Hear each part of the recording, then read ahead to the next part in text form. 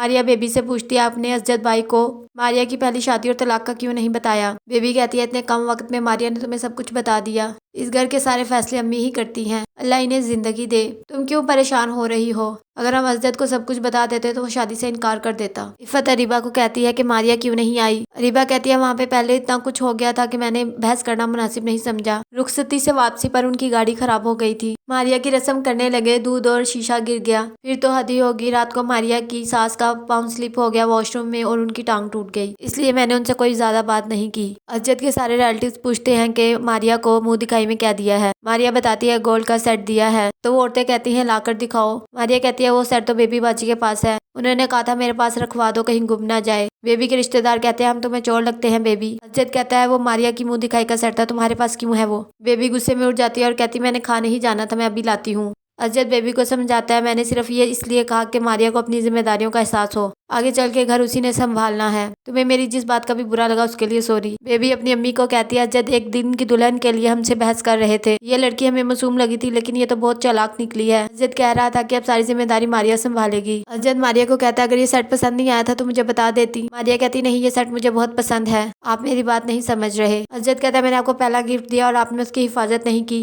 असजद की अम्मी कहती है इतना दिन हो गया, जाओ जाकर वलीमे की तैयारी करो। मैं तो वलीमे पे नहीं जाऊंगी। बेबी कहती है ठीक है फिर वलीमा कैंसिल कर देते हैं। इन्हिसार कहता है हॉल की बुकिंग हुई है, खाने का ऑर्डर दे दिया, कैंसिल नहीं हो सकता। मारिया बेबी को कॉल करती है कि मैं रेडी हो गई हूँ। बेबी कहती है ठीक है हम घर से आ रहे हैं, तुम्हें भी पिक कर लेंगे। मारिया की फैमिली हॉल में आती है, उनका सब वेलकम करते हैं। असजद बेबी को कहता है मारिया कहाँ पर है, सब पूछ रहे हैं। बेबी मारिया को कहती है तुम तैयार हो गई। मारिया कहती है मैंने तो आपको 1 घंटे पहले बताया था। बेबी कहती है मुझे याद नहीं रहा। अरीबा कहती है हम लड़की वाले हैं, इसका क्या मतलब है, हमारी कोई इज्जत नहीं है, हमें एक कोने में लाकर बिठा दिया है इन लोगों ने, लगता है इन्हें अपनी दौलत का कुछ ज्यादा ही गरूर है। रेहान कहता है ये हमारी ऐसे इंसल्ट नहीं कर सकते। इन्हिसार मारिया को हॉल में लेकर आता है। बेबी उसे कहती है अपना मुंह का जाविया ठीक करो, कुछ देर ही तो हुई है ना तुम्हें, बस सब स्टेज पर होते हैं। मारिया की अम्मी कहती है बेटा तुम बहुत प्यारी लग रही हो। बेबी की अम्मी की कॉल आती है और वो उन्हें कहती है मेरी तबीयत बहुत खराब है, असजद को कहो जल्दी घर आए। असजद की दोस्त उससे कहती है कि तुम दोनों का कपल बहुत प्यारा है, तुम दोनों साथ में बहुत अच्छे लग रहे हो। तभी बेबी असजद को कहती है अम्मी की तबीयत खराब है, वो तुम्हें बुला रही है। अरीबा कहती है ये क्या तरीका है, पहले हमें कोने में लगाकर बैठा दिया और अब मारिया को छोड़कर चला गया असजद भाई।